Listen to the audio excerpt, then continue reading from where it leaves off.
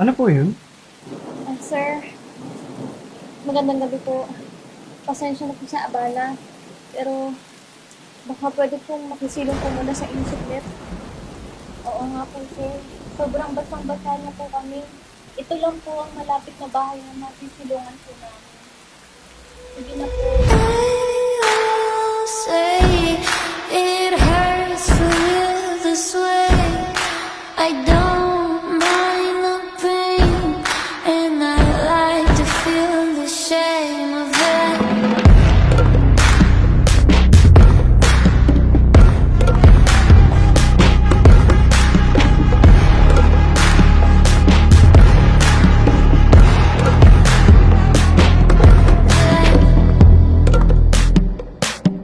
Sige na nga, pumasok na kayo para pagpatuyo kayo. Ganda ako na rin yung gamit niyo.